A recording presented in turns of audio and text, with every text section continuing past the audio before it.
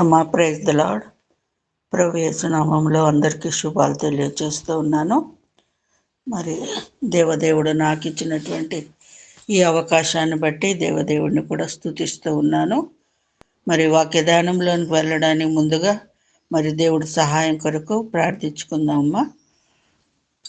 స్తోత్రం స్తోత్రం నాయన, పరిశుద్ధుడా పరిశుద్ధుడా అని వేణోళ్ళ పొగడబడుతున్న మా గొప్ప తండ్రి.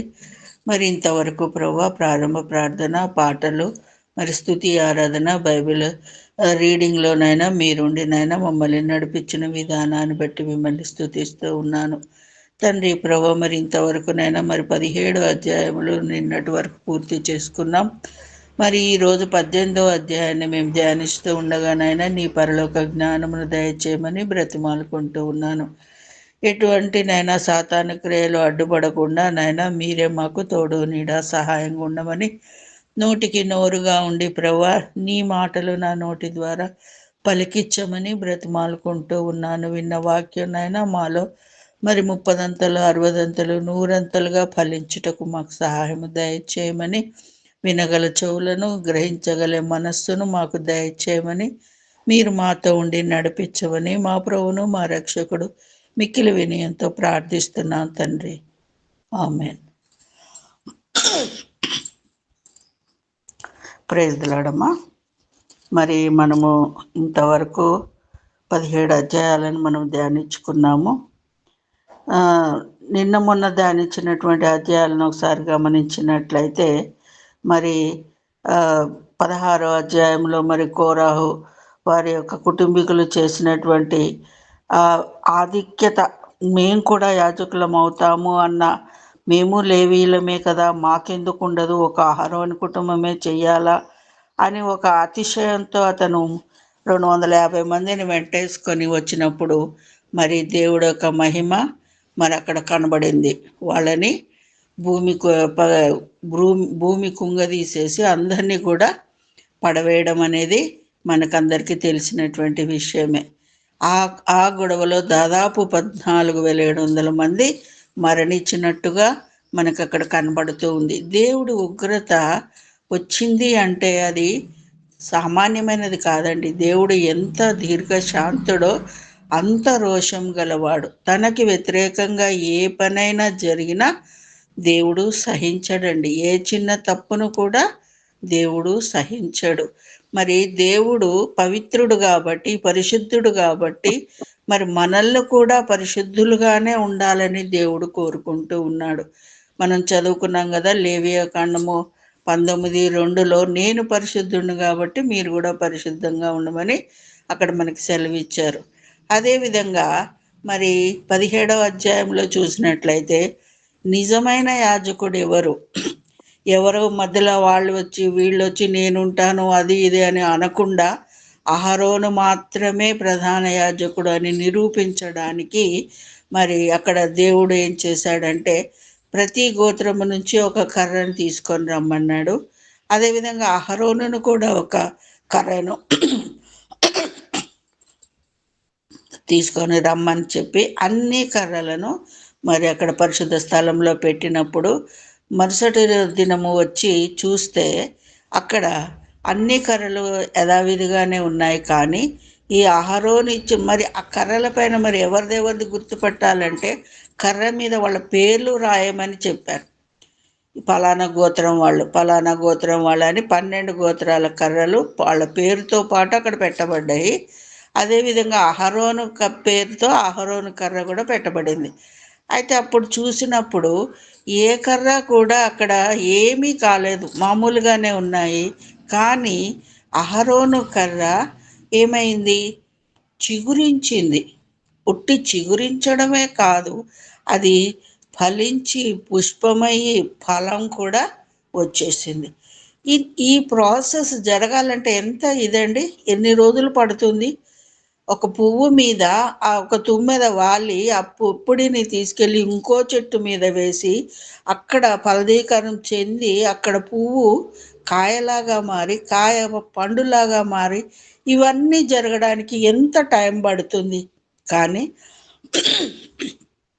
ఇక్కడ యెహోవా దేవుడి మహిమ ఎలాంటిదంటే ఒక్క రాత్రిలోనే ఆ ఆ కర్ర మరి చిగురించడం, మరి పుష్పించడం, మరి పండ్లు కావడం, ఇవన్నీ కూడా మనకి కనిపిస్తూ ఉన్నాయి. దేవుడు మహిమ అక్కడ చూసి మరి ఎవరూ కూడా ఇంకా నోరెత్తలేని పరిస్థితిగా అక్కడ నిరూపించబడింది. కేవలం అహరోను మాత్రమే ప్రధాన యాజకుడు అని చెప్పేసి అక్కడ రూఢీపరచబడింది. దాన్ని ఎవరు తరతరాలకు కూడా ఆ అహరోను వంశమే యాజకత్వం జరిగించాలన్న నిబంధన కట్టడ అక్కడ చూపించబడింది. ఈ విధంగా అహరోను చేసినప్పుడు మరి ఈ అహరోను వాళ్ళకి ఇక్కడ 18వ అధ్యాయానికి వచ్చేసరికి వాళ్లకు కొన్ని బాధ్యతలు, వాళ్ళు కొన్ని చేయాల్సిన విధులని ఇక్కడ మనకి 18వ అధ్యాయంలో చూపించబడింది. ఈ 18వ అధ్యాయం మనం చూసినట్లయితే 1 నుంచి 7 వచనాల వరకు మనం ధ్యానిస్తే అది ఈ యాజకత్వ వాళ్ళ ఏం పనులు చేయాలా, వాళ్ళ డ్యూటీస్ ఏంటి అనేది మనకి మొదటి 7 వచనాల్లో మనకి కనిపిస్తూ ఉంటుంది. ఆ తర్వాత 8 నుంచి 20 వచనాల వరకు మనం చూసినట్లయితే మరి ఈ యాజకులకు ఆదాయం ఎలాగా, మరి జీతం ఎలాగా, వాళ్ళ బ్రతుకు మరి ఎలా గడుస్తుంది, మరి ఎప్పుడు వాళ్ళు ఆ పరిశుద్ధ స్థలం మందిరంలోనే ఉంటే మరి వాళ్ళ మరి ఎలా వాళ్ళ జీవనం గడుస్తుంది అన్నదానికి ఈ 8 నుంచి 20 వరకు వాళ్ళకి ఎలాంటి ఆదాయం ఎలా వస్తుంది అన్న విషయాలు మనకి ఇక్కడ కనపడుతూ ఉంటాయి. ఆ తర్వాత 21 నుంచి 32 వరకు మనం చూసినట్లయితే మరి అహరోనుకు సపోర్ట్గా ఉన్నటువంటి లేవీయులు మరి వాళ్ళ పనేంటి, మరి వాళ్ళు ఏ విధంగా మరి పోషించబడుతూ ఉన్నారు, వారికి ఎలాంటి జీతం ఎలా ఇవ్వబడుతుంది అన్న విషయాలన్నీ మనకి ఇక్కడ 21 నుంచి 32 వరకు మనకి తెలియపరుస్తుంది. అయితే మొదటిగా మనం గమనిద్దాము, 1 నుంచి 7 వచనాలు ఒకసారి ఎవరైనా చదువుతారమ్మా? యెహోవా అహరోనుతో ఇట్లనెను, నీవును నీ కుమారులను నీ తండ్రి కుటుంబమును పరిశుద్ధ స్థలపు సేవలోని దోషములకు ఉత్తరవాదులు. నీవును నీ కుమారులను మీ యాజకత్వపు దోషములకు ఉత్తరవాదులు. మరియు నీ తండ్రి గోత్రమును అనగా లేవి గోత్రికులైన నీ సహోదరులను నీవు దగ్గరకు తీసుకొని రావలెను. వారు నీతో కలిసి నీకు పరిచర్య చేయుదురు. అయితే నీవును నీ కుమారులను సాక్ష్యపు గుడారం ఎదుట సేవ చేయవలెను. వారు నిన్నును గుడారమంతటిని కాపాడుచుండవలెను.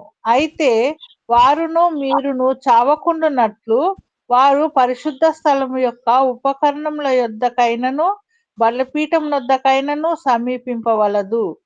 వారు నీతో కలిసి ప్రత్యక్షపు గుడారంలోని సమస్త సేవ విషయంలో దాన్ని కాపాడవలెను. అన్యుడు మీ యొద్దకు సమీపింపకూడదు. ఇక మీదట మీరు పరిశుద్ధ స్థలమును బలిపీఠమును కాపాడవలెను. అప్పుడు ఇశ్రాయేలీయుల మీదికి కోపము రాదు. ఇదిగో, నేను ఇశ్రాయేలీయుల మధ్య నుండి లేవీయులైన మీ సహోదరులను తీసుకొని ఉన్నాను.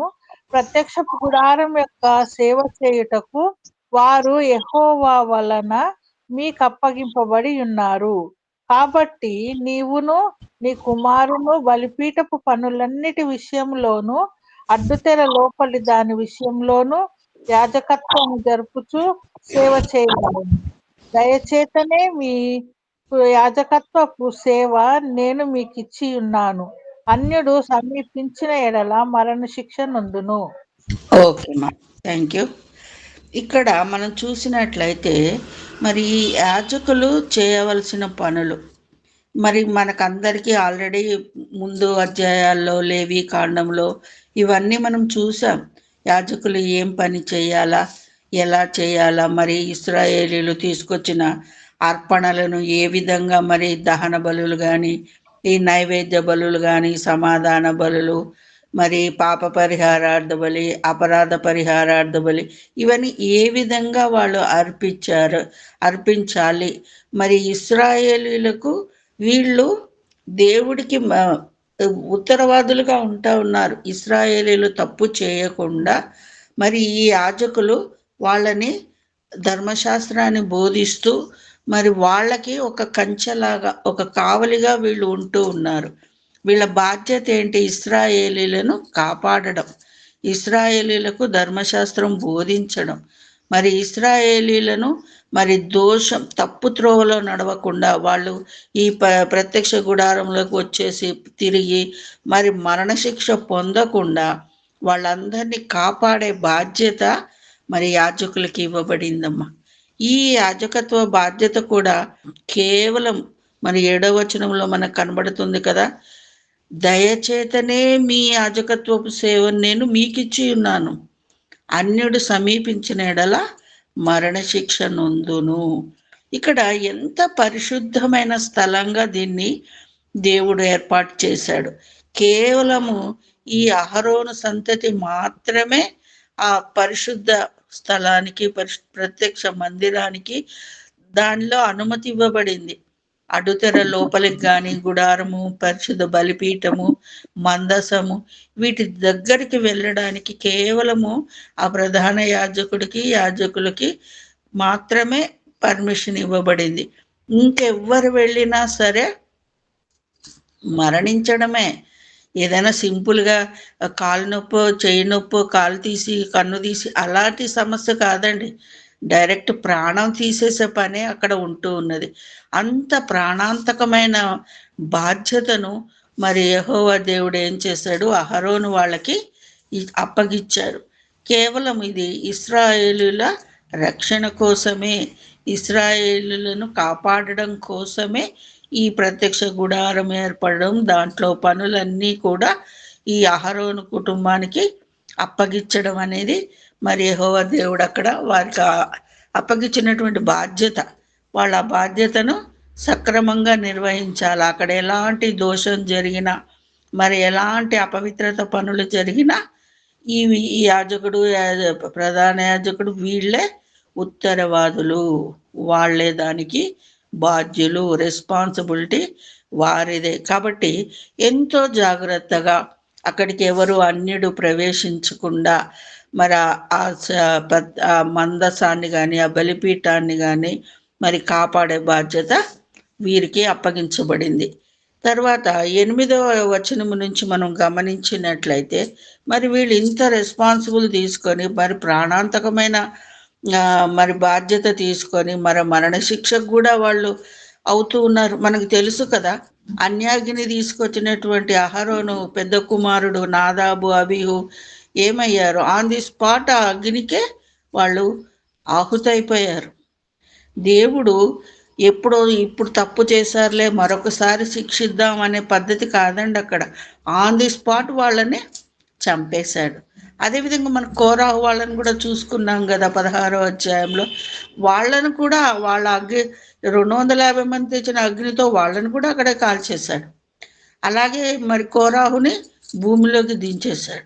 ఇలాగా మరి దేవుడు వెంటనే వాళ్ళకి శిక్షణ ఇచ్చేటువంటి మరి దేవుడుగా ఉన్నాడు. ఇంత అపాయకరమైన, ఇంత భయంకరమైన ఈ బాధ్యతను మరి వాళ్ళు నిర్వహిస్తున్నప్పుడు మరి వారికి మరి జీవనోపాధిగా మరి జీతం కూడా ఇవ్వాలి కదండి. మరి అది ఏ విధంగా ఇస్తున్నారన్న విషయము మనకి 8 నుంచి 20వ వచనంలో మనకి కనబడుతూ ఉంటుంది. ఒక్కసారి మరి 8 నుంచి 20 వరకు ఒకసారి చదవండి అమ్మా.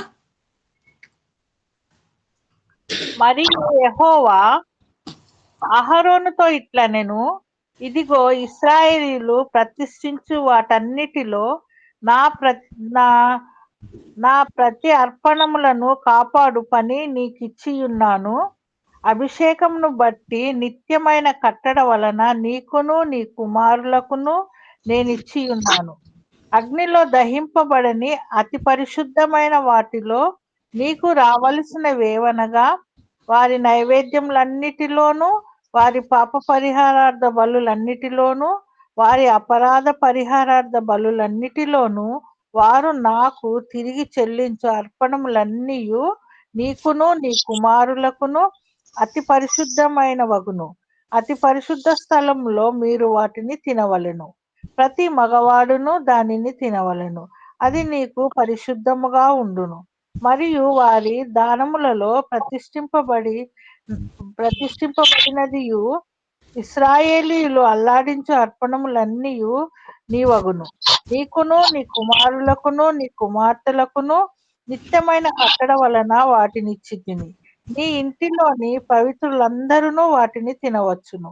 వారు యెహోవాకు అర్పించు వారి ప్రథమ ఫలములను అనగా నూనెలో ప్రశస్తమైనదంతయు ద్రాక్షారస ధాన్యములలో ప్రశస్తమైనదంతయు నీకిచ్చితిని. వారు తమ దేశపు పంటలన్నిటిలో యెహోవాకు తెచ్చు ప్రథమ ఫలములు నీవగును. నీ ఇంటిలోని పవిత్రులందరూ వాటిని తినవచ్చును. ఇశ్రాయేలీయులలో మీరు కట్టబడిన ప్రతి వస్తువు నీదగును. మనుష్యులలోనిదేమి జంతువులలోనిదేమి వారు యెహోవాకు అర్పించు సమస్త ప్రాణులలోని ప్రతి తొలిచూలు నీదగును. అయితే మనుష్యుని తొలిచూలు పిల్లను వెల ఇచ్చి విడిపింపవలెను. అపవిత్ర జంతువులు తొలిచూలు పిల్లను వెల ఇచ్చి విడిపింపవలెను. విడిపింపవలసిన వాటిని పుట్టిన నెల వాటికి నీవు ఏర్పరిచిన వెల చొప్పున పరిశుద్ధ మందిరం యొక్క తులపు పరిమాణమును బట్టి 5 తులముల వెండి ఇచ్చి వాటిని విడిపింపవలెను. తులము 20 చిన్నములు. అయితే ఆవు యొక్క తొలిచూలిని, గొర్రె యొక్క తొలిచూలిని, మేక యొక్క తొలిచూలిని విడిపింపకూడదు. అవి ప్రతిష్ఠితమైనవి. వాటి రక్తమును నీవు బలిపీఠం మీద ప్రోక్షించి యెహోవాకు ఇంపైన వాసన కలుగునట్లు వాటి క్రొవ్వును దహింపవలెను. కానీ వాటి మాంసము నీదగును. అల్లాడింపబడు బోరయు కుడిజబ్బయు నీదైనట్లు అదియు నీదగును.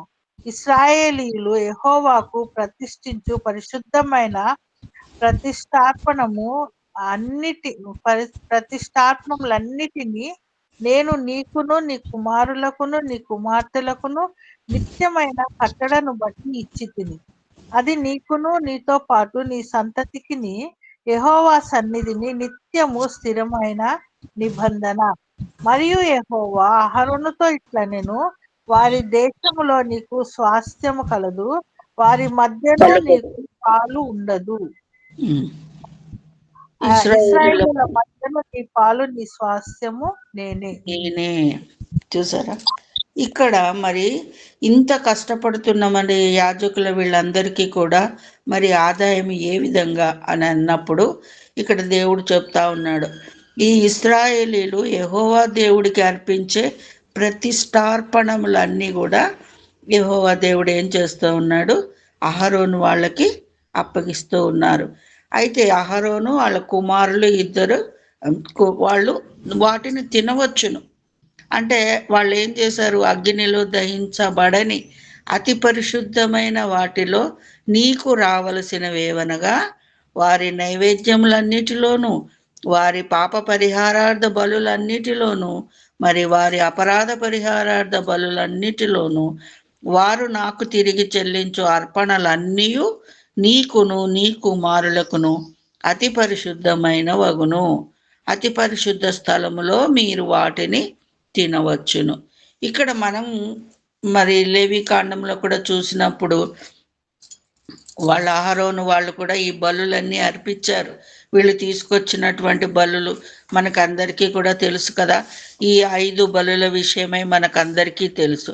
కానీ ఇక్కడ వీళ్ళు ఏంటంటే దేవుడికి అర్పించే బలులు ఇవన్నీ, ఈ పొట్టేళ్ళు, గొర్రెలు, మేకలు ఇవన్నీ కూడా మరి ఎలా అర్పించడానికి వాళ్ళు తీసుకోదు. వీళ్ళు ప్రథమ ఫలాన్ని, వాళ్ళ మందలో ఉన్నటువంటి ప్రథమ గొర్రెను కానీ, ప్రథమ మేకను కానీ, ప్రథమ కోడెను కానీ, మరి ప్రథమ మనుష్యుని కూడా, తొలిచూలు మనుష్యుని, మరి అపవిత్ర జంతువుల్లో ఉన్న ప్రతి తొలిచూలు అన్నీ కూడా మరి యెహోవా దేవుడికి ప్రతిష్ఠించాలి. ఆ ప్రతిష్ఠించినవన్నీ కూడా ఈ అహరోను వాళ్ళకే చెందుతాయి అని చెప్పేసి ఇక్కడ చెప్పబడుతుంది. అయితే ఇక్కడ మరి మనుష్యుని ఏం వాళ్ళు మళ్ళీ వెల ఇచ్చి వాళ్ళు తీసేసుకోవాలి రిటర్న్. కాబట్టి వాళ్ళు ఏంటి, ఇలా అపవిత్ర జంతువులు కొన్ని పవిత్రమైనవి, అపవిత్రమైనవి అని మనకి ఆ లేవికాండం 11వ అధ్యాయంలో మనకు కనబడుతూ ఉన్నాయి. ఏ జంతువులు అపవిత్రమైనవి, మరి ఏ జంతువులు పవిత్రమైనవి అన్న విషయం మనం ముందే ధ్యానించుకున్నాం. అలాంటి అపవిత్రమైన వాటిని కూడా మరి వెల ఇచ్చి వాళ్ళు విడిపించేసుకోవాలి. సో అది ఏంటి, ఎంత వెల ఇవ్వాలి, వాళ్ళు ఏం చేయాలంటే నెల వరకు ఉన్నటువంటి మనుషులు కానీ ఆ అపవిత్ర జంతువులు కానీ 5 తులముల వెండి వెల ఇచ్చి వాటిని విడిపించుకోవాలి. 5 తులాల వెండి. అయితే తులం అనేది 20 చిన్నములు అనేసి ఇక్కడ చెప్పబడుతూ ఉంది. అయితే ఇక్కడ మెయిన్గా ఏంటంటే దేవుడికి ప్రతిష్ఠించే ప్రథమ ఫలాలు కానీ ఇవన్నీ కూడా మరి అహరోనికి ఆదాయంగా ఉంటుంది. అయితే ఇక్కడ మనకు చూసినట్లయితే ఈ పరిశుద్ధమైన స్థలంలోనే కూర్చొని వాళ్ళు తినాలి, మగవాళ్లే తినాలి అనేది కూడా ఒక నిబంధన ఇచ్చాడు. మరి మగవాళ్లే తినాలి అని అంటే మరి ఆడవాళ్ళ పరిస్థితి ఏంటి? ఎందుకంటే వాళ్ళ ఆడవాళ్ళు ప్రత్యక్ష గుడారం దగ్గరికి రారు, ఆ లోపలికి రాలేరు, కాబట్టి వాళ్ళు తినలేరు. మరి బయట ఎట్లా వాళ్ళకి అన్నప్పుడు ఇక్కడ దేవుడు చెప్తా ఉన్నాడు. ఇక్కడ వాళ్ళు 11వ వచనంలో చూసినట్లయితే మరియు వారి దానములలో ప్రతిష్ఠింపబడినదియు ఇశ్రాయేలులు అల్లాడించు అర్పణలన్నీ నీవగును, నీకును నీ కుమారులకును నీ కుమార్తెలకును నిత్యమైన కట్టడ వలన వాటినిచ్చితిని. నీ ఇంటిలోని పవిత్రులందరూ వాటిని తినవచ్చును. పవిత్రులు అంటే మనకి జనరల్గా కడగా ఉన్నటువంటి వాళ్ళు కానీ, మరి ఎవరైనా శవాన్ని ముట్టుకున్నటువంటి వాళ్ళు కానీ, ఏవైనా స్రావాలు కలిగినటువంటి వాళ్ళు కానీ, ఇక లైంగిక సంబంధంగా ఉన్నటువంటి వాళ్ళు ఆ పవిత్రమైన ఆ వస్తువుని వాళ్ళు తినకూడదు. కాబట్టి పరిశుద్ధులు మాత్రమే, పవిత్రులు మాత్రమే అటువంటి భోజనాన్ని ప్రతి ఒక్కరు చేయవచ్చును. కుమారులు కుమార్తెలు అందరూ కూడా తినవచ్చును అనేది ఒక కట్టడగా నియమించబడింది. అయితే వారు ఇక్కడ దేవుడికి అర్పించే ప్రథమ ఫలాలు అవి నూనె కానీ, మరి ద్రాక్షారస ధాన్యంలో ప్రశస్తమైనదంతా కూడా అహరోనికి ఇచ్చినట్లుగా మనం ఇక్కడ చూస్తూ ఉన్నాం. మరి ఆ దేశపు పంటలన్నిట్లో యెహోవాకు తెచ్చు ప్రథమ ఫలాలు అన్నీ కూడా అహరోనికే ఇస్తానని చెప్తా ఉన్నాడు. మరి ఇక్కడ మరి యెహోవా దేవుడు ఏం చేస్తూ ఉన్నాడు? ఈ ఇశ్రాయేలీలకు మాత్రమే స్వాస్థ్యాన్ని ఇచ్చాడు. ఇక్కడ అహరోను వాళ్ళకి లేవీయులకి మరి దేవుడు ఎలాంటి స్వాస్థ్యాన్ని ఇవ్వలేదు. కానీ 20వ వచనంలో చెప్తూ ఉన్నారు, నీకు స్వాస్థ్యము లేదు. మరి యెహోవా అహరోనుతో ఇట్లా, నేను వారి దేశములో నీకు స్వాస్థ్యము కలగదు, వారి మధ్యను నీకు పాలు ఉండదు, ఇశ్రాయేలీల మధ్యను నీ పాలు నీ స్వాస్థ్యము నేనే. చూసారండి, మరి దేవుణ్ణి స్వాస్థ్యంగా కలిగి ఉంటే మరి అంతకంటే మరి ఇంకేమన్నా భాగ్యం ఉందా అండి? ఇప్పుడు వేరే స్వాస్థ్యాలు ఉన్నాయి. ఇశ్రాయేలీలకి ఎన్నో పొలాలు ఉన్నాయి, ఎన్నో ఎకరాల భూములు ఉన్నాయి, పంట పండిస్తూ ఉన్నారు. కానీ ఏ వరదలు వచ్చినా, వర్షాలు వచ్చినా, వర్షాలు రాకపోయినా, మరి ఆ సంవత్సరం పంట పండకపోతే మరి వాళ్ళ పరిస్థితి ఏంటి? కానీ యేసునే స్వాస్థ్యంగా కలిగి ఉన్న వాళ్ళకి అట్లాంటి కష్టాలు వస్తాయంటారా? మరి మనం కూడా ఒకసారి ఆలోచించుకోవాలి, మనం దేనిని స్వాస్థ్యంగా కలిగి ఉన్నాం? మరి యెహోవా దేవుణ్ణి మనం స్వాస్థ్యంగా కలిగి ఉన్నామా, లేకపోతే భూ సంబంధమైన వాటి విషయమే మనం ప్రాకులాడుతూ ఉన్నామా అనేది ఈ ఉదయకాలం దేవుడు మనతో మాట్లాడుతూ ఉన్నాడు. మరి అహరోనికి ఇచ్చినటువంటి బాధ్యత కేవలం ఆయన ఉచిత కృపతో, ఆయన దయతో, 7వ వచనంలో మనం చూస్తాం కదా, నేను 7వ వచనము, దయచేతనే మీకు యాజకత్వ సేవ నేను మీకు ఇచ్చి ఉన్నాను, అన్యుడు సమీపించిన ఎడల మరణ శిక్ష నందును. ఏదైనా సరే, ఇప్పుడు మనకైనా సరే దయచేతనే దేవుడు మనకి సమస్తాన్ని ఇస్తూ ఉన్నాడు. కేవలం ఆయన దయ లేనప్పుడు, ఆయన కృప లేనప్పుడు మనం దేనిని కూడా పొందలేమండి. ఆ విషయాన్ని మనకి ఇక్కడ యెహోవా దేవుడు బయలుపరుస్తూ ఉన్నాడు. ఇకపోతే మరి 21 నుంచి 32 వరకు మనం ఒకసారి గమనించినట్లయితే మరి ఈ లేవీయులు కూడా చేసే సేవ మనకు తెలుసు కదా. లేవీకి ముగ్గురు కుమారులు, ఒకళ్ళు గెర్సోనీయులు, మెరారీయులు, మరి కహాతీయులు, ఈ ముగ్గురు కుమారులు ఉన్నారు. ఈ ముగ్గురు కుటుంబాలు వీళ్ళందరూ కూడా మరి అహరోనికి సహకారులుగా ఉంటూ ఉన్నారు. ఈ అహరోను కుమారులు మరి పరిశుద్ధ మందిరములో సేవ చేసినట్లయితే పరిశుద్ధ మందిరము వెలుపల పనులన్నీ కూడా ఈ లేవీయులే చేసినట్లుగా మనకు తెలుసు. అయితే ఇక్కడ వాళ్ళు అరణ్య మార్గంలో ప్రయాణం చేసినప్పుడు ఈ పరిశుద్ధ మందసాన్ని, మందిరాన్ని ఒక చోట నుంచి మరొక చోటికి తీసుకు వెళ్ళడానికి మనకు తెలుసు కదా. మెరారీయులకి 4 బండ్లు ఇచ్చారు, మరి గెర్షోనీయులకు 2 బండ్లు ఇచ్చారు. మరి కహాతీయులు ఈ పరిశుద్ధ మందసాన్ని, బలిపీఠాన్ని వాళ్ళు భుజాల మీద మోసుకుంటూ వెళ్ళాల్సిన పరిస్థితి మరి వాళ్ళకి ఇవ్వబడింది. అలా విధంగా ఈ అహరోనికి వీళ్ళు సపోర్టుగా సేవ చేస్తూ వాళ్ళకు సహకారులుగా ఉంటూ ఉన్నారు. కేవలం దేవుడు ఇశ్రాయేలీలందరిలో నుంచి ఈ లేవీయుల్ని ప్రత్యేకంగా ఏర్పరచుకున్నారు. వాళ్ళకి దేవుడు ఎటువంటి స్వాస్థ్యము ఇవ్వలేదు. కేవలం ఇశ్రాయేలీలు 12 గోత్రాల వారికి వాళ్ళకి ఈ స్వాస్థ్యం అనేది ఇవ్వబడింది. అంతేగాని వీళ్ళకి దేవుడు చెప్తా ఉన్నాడు, నేనే మీ స్వాస్థ్యము అనేసి ఇక్కడ దేవుడు వాళ్ళకి లేవీయులకు చెప్తా ఉన్నారు. అయితే ఇక్కడ మనం గమనించాల్సింది ఏంటంటే మరి లేవీయులు కూడా ఎంతో కష్టపడుతున్నారు, ఇంత మోస్తూ ఉన్నారు. మరి ఒక దగ్గర నుంచి ఒక దగ్గర తీసుకెళ్తా ఉన్నారు. వాళ్ళు మందసం చుట్టూ కావలిగా, ఎలా మనకి మెరారీలు ఒకవైపు, గెర్షోనీయులు ఒకవైపు, మరి కహాతీయులు ఒకవైపు, ముందు భాగంలో అహరోను, వీళ్ళు ఈ మందసం చుట్టూ కావలుగా ఉంటూ ఎవరు దాన్ని దరి చేరకుండా, ఎవరు కూడా మరణపాలు కాకుండా అలా అంత సెక్యూర్డ్గా దాన్ని కాపాడుకుంటూ వాళ్ళు అరణ్య మార్గంలో 40 సంవత్సరాలు తిరిగారండి. మరి అటువంటి పని చేసినప్పుడు మరి వాళ్ళు మరి ఇక్కడంటే అరణ్య మార్గంలో ఫుడ్ అది దేవుడే ఏర్పాటు చేశాడు. అయితే మరి వాళ్ళు వాగ్దాన భూమికి చేరిన 2వ తరం వాళ్ళకి మరి అక్కడ కూడా వాళ్ళకి 12 గోత్రాల వాళ్ళకే స్వాస్థ్యం ఇవ్వబడింది, కానీ మరి ఈ లేవీయులకి స్వాస్థ్యం ఇవ్వబడలేదు. అయితే ఇక్కడ లేవీయులకు ఇవ్వలేదు అని అంటే మరి ఏ విధంగా? ఇక్కడ మరి మందసము మరి సిలోహు మందిరంలో పెట్టబడింది. మరి ఇక్కడ మన ఇశ్రాయేలీలు ఏంటి, దక్షిణాన బెర్షెబా నుంచి ఆ ఉత్తరాన దాను వరకు ఈ 12 గోత్రాల వాళ్ళు విస్తరించినప్పుడు మరి ప్రతి ఒక్కరు కూడా షిలోం దాకా వెళ్ళాలి అని అంటే అది కొంచెం కష్టతరమైన పని. అయితే కానీ సంవత్సరంలో 3 సార్లు మాత్రం ఈ పండగలకి వాటికి కంపల్సరీగా అందరూ అక్కడ గ్యాదర్ కావాల్సిందే. మిగిలిన సమయంలో ఇశ్రాయేలీలకి కంచెగా మరి లేవీయులు అక్కడ ఉండాలి. కానీ ఇక్కడ ఎలా మరి వాళ్ళని ఏర్పాటు చేశారు అని అంటే ఒక్కొక్క గోత్రంలో కొంతమంది లేవీలని పెట్టడం జరిగింది.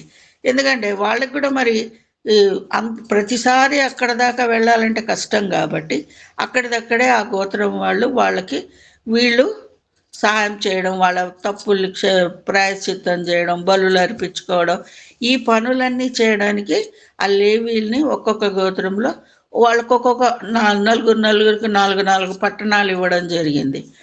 అయితే ఆ 4 పట్టణాల్లో కేవలం వాళ్ళు ఉండడానికే గృహాలు మాత్రమే ఇవ్వబడింది. మిగిలినదంతా కూడా ఇశ్రాయేలీలే ఈ లేవీల బాధ్యతను వాళ్ళు భరించాలి. మరి ఏ విధంగా వాళ్ళు భరిస్తారు, మరి లేవీలకి ఏ విధంగా వాళ్ళు సహకరిస్తారు అని అన్నప్పుడు వీళ్ళకి ఎటువంటి పంట పాడి ఏమీ లేదు కదా. మరి ఆ ఇశ్రాయేలీలే వీళ్ళని చూసుకోవాలి. అలా అన్నప్పుడు దేవుడు ఏం చేశాడంటే వాళ్ళకి ఒక మాట ఏం చెప్పాడంటే, అట్లు మీరు ఇశ్రాయేలీల వద్ద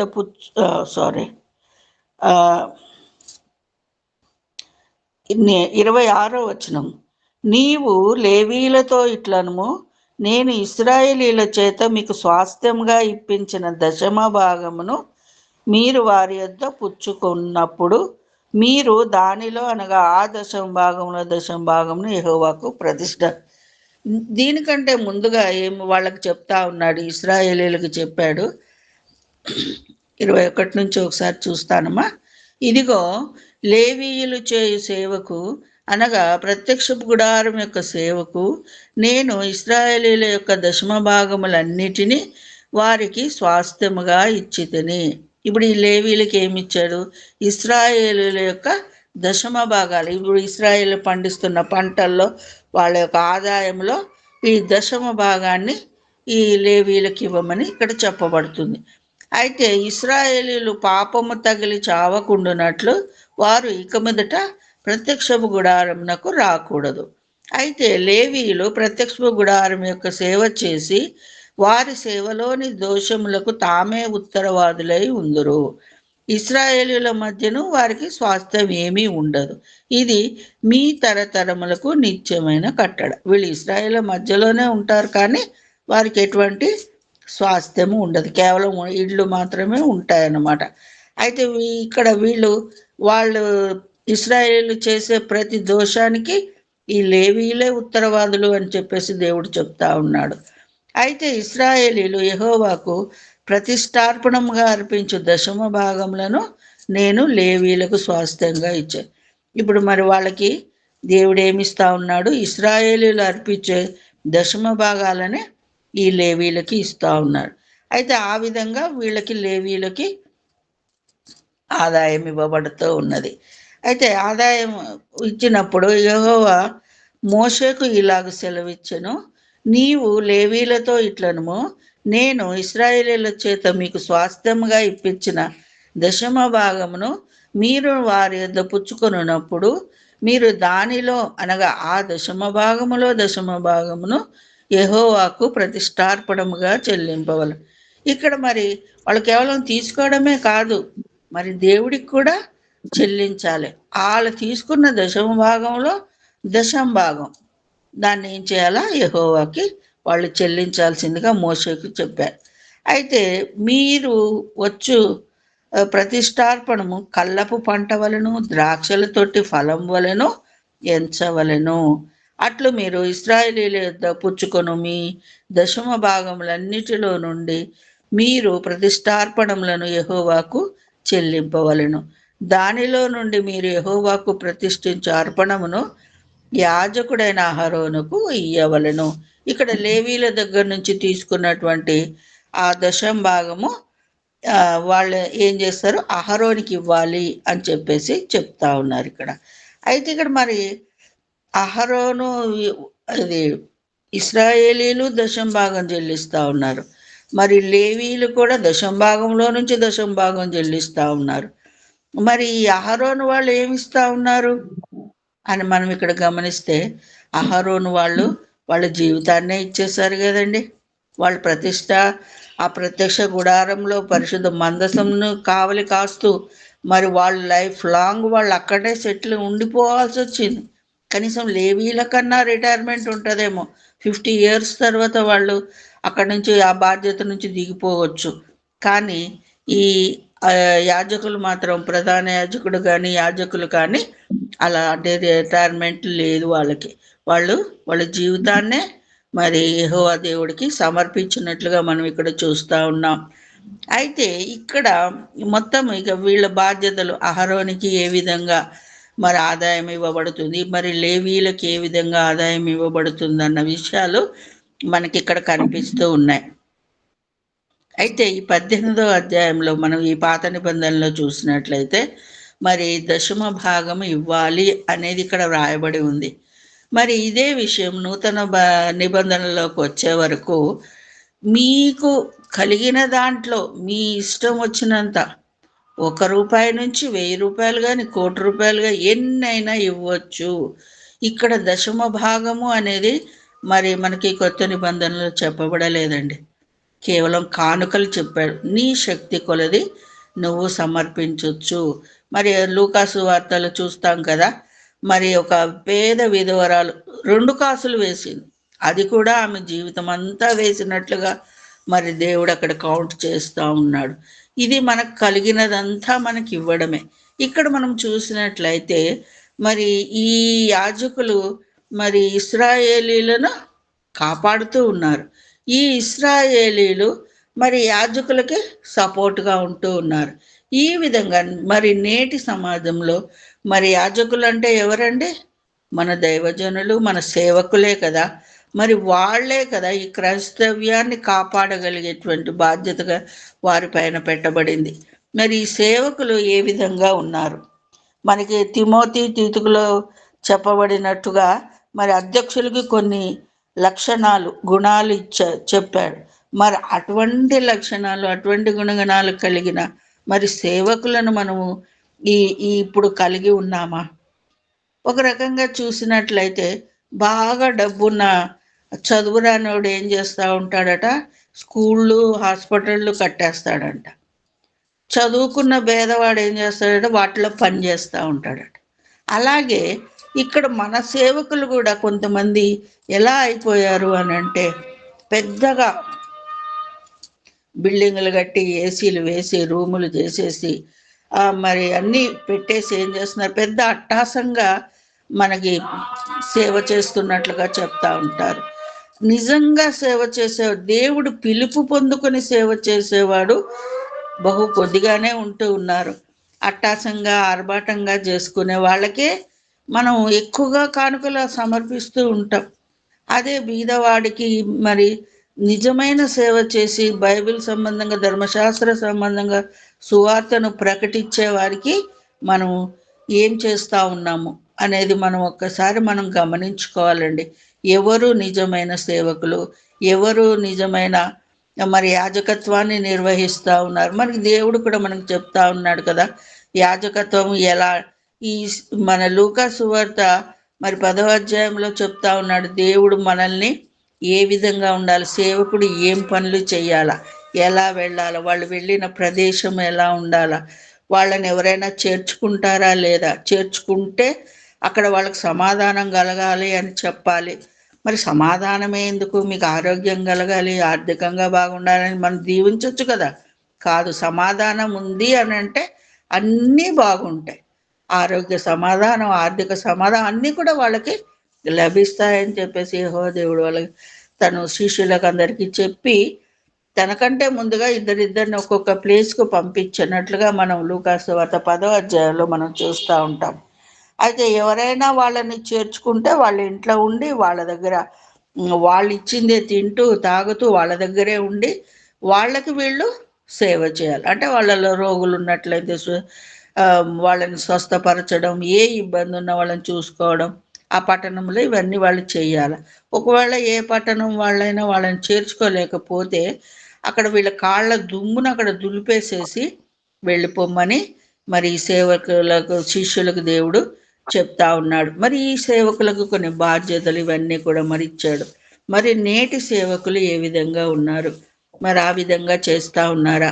ఆ విధంగా మరి దేవుడి యొక్క మరణ పునరుత్థానాలను మనం ప్రకటిస్తూ ఉన్నారా లేదా? మరి ఎలా ఉన్నారు అనే విషయాన్ని మనం కూడా గమనించుకోవాలి. ఎవరు నిజమైన సేవకులు, ఎవరు మరి మేకతోలు కప్పుకున్న తోడేళ్లలాగా ఉంటూ అన్ని ఇది సూచక క్రియలు చేస్తూ పళ్ళు ఇస్తాం, పళ్ళు తింటే పిల్లలు పుడతారని ఇలాంటి అన్ని కట్టుకథలు, కల్పిత కథలు ఇవన్నీ చెప్తూ కూడా మనుషులను మోసం చేసే వాళ్ళు కూడా కొంతమంది ఉండొచ్చండి. ఇటువంటి వాళ్ళ వలనే క్రైస్తవ్యము హేళన చేయబడుతూ ఉంది కూడా. కాబట్టి నిజమైన సేవకులకి మనం కూడా ఇప్పుడు ఇశ్రాయేలీలు యాజకులకి ఏ విధంగా సపోర్ట్గా ఉన్నారు, మరి నిజమైన సేవకులకి మన విశ్వాసులం కూడా అంతే సపోర్ట్గా ఉండాలి. విశ్వాసులు, సేవకులు, ఇశ్రాయేలీలు, యాజకులు ఈ వీళ్ళు సరిగ్గా ఉంటేనే మరి క్రైస్తవ్యం అనేది మరి ఇంకా పెంపొందుతుంది, మరి ఇంకా ప్రచురించబడుతుంది దేవుడి గురించి. మరి ఈ సేవకులకి మనం ఏమైనా ఇస్తేనే కదండి వాళ్ళ జీవితం గడుస్తుంది, వాళ్ళ కుటుంబం గడుస్తుంది. కాబట్టి మనం కూడా మనకు తగిన సహాయము, మనం చేయాల్సిన సహాయం మనం చేస్తూ ఉండాలి. మరి యెహోవా దేవుడు కూడా లూకాసు 8వ అధ్యాయంలో చెప్తారు కదా, దేవుడు పరిచర్యకు వెళ్ళినప్పుడు ఆయన వెంట మన 12 మంది శిష్యులు, మగ్దలేని మరియా, వీళ్ళంతా కొందరు స్త్రీలు కూడా మరి వెళ్ళారు కదా. కూజా భార్య అయిన యోహన్న, సుసన్న, వీళ్ళందరూ కూడా వెళ్ళి వాళ్ళకున్న స్థిరాస్తులు అన్నీ అమ్మి మరి ఆయనకి మనం సహాయం చేసినట్లు, భోజనాలు పెట్టినట్లుగా మనకు అక్కడ కనబడుతూ ఉంటుంది. మరి ఈ విధంగా మరి ఇక్కడ మన అనన్య సప్పిరాలు కూడా పేతురుతో చెప్తారు కదా, మీరు ఆస్తి అంతా అమ్మి తేవాలంటే వాళ్ళు ఏం చేశారు, కొంత దాచుకొని వచ్చి ఇస్తారు. ఇచ్చినప్పుడు దేవుడు ఏం చేశాడు, వెంటనే ఇద్దరిని కూడా చంపేశాడు. అట్లా మరి మన దగ్గర ఉన్నటువంటి ఆ స్థిరాస్తులని మరి మనకు కలిగినది దేవుడికి మనం సమర్పించేవారిగా మనం ఉండాలి. ఈ మరి సేవకులకి మనం విశ్వాసులుగా మనం వాళ్ళని కాపాడుకుంటూ ఉండాలా. వాళ్ళ మంచి చెడ్డలు, వాళ్ళని ఇంకా సేవ చేయడానికి మనం వాళ్ళకి సపోర్ట్గా నిలబడాలి. ఏదైనా సరే, ఏ గ్రూప్ అయినా సరే, ఏ సంఘం అయినా సరే, సరిగ్గా నిలబడాలి అంటే, బాగా దేవుడి గురించి ప్రకటించాలి అని అంటే ఇద్దరు కలిస్తేనే ఆ ప్రచారం అనేది జరుగుతుంది. మరి దేవుడి గురించి అందరికీ కూడా మనం నిజమైన దేవుడిని మనం నలుగురికి చెప్పగలిగే వారిగా ఉంటాం. అదేవిధంగా అబద్ధంగా చెప్పినా మరి హేళన చేయబడుతూ ఉంటారు. మన వల్లనే దేవుడు హేళన చేయబడుతూ ఉన్నాడు. కాబట్టి అటువంటి స్థితి కాకుండా, దేవుడు హేళన పరచబడకుండా మనం కూడా మరి చక్కగా వాక్యాన్ని ప్రకటించడానికి మరి మనం ప్రయత్నించేవారిగా ఉండాలా. మరి సేవకులకు సహాయం చేసేవారిగా మనం ఉండాలి. ఈ విధంగా ఇక్కడ మనం ఈ అధ్యాయంలో మనం గమనించినట్లయితే మరి మన బాధ్యతలు ఏంటి, మనకు వస్తున్న ఆదాయం ఏంటి, ఇవన్నీ కూడా ఇక్కడ మనకి ఇందులో ఈ అధ్యాయంలో వివరంగా చెప్పబడ్డాయి. కాబట్టి ఈ విధంగా మనం కూడా మరి సేవ చేస్తున్న సేవకులకి మనం కూడా సపోర్ట్గా ఉండడానికి మరి దేవుడు మనకి సహాయం చేయనుగాక. ఈ చిన్న వాక్యాన్ని ముగిస్తూ ఉన్నాను. Thank you.